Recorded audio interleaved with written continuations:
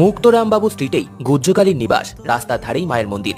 গর্ভমন্দিরের অঙ্গন সামান্য প্রশস্ত, পাথরের বেদির ওপর কাঠের সিংহাসনে বিরাজিত মা। দেবীর গাত্রবর্ণ কালো কুচকুচে, তেল চকচকে।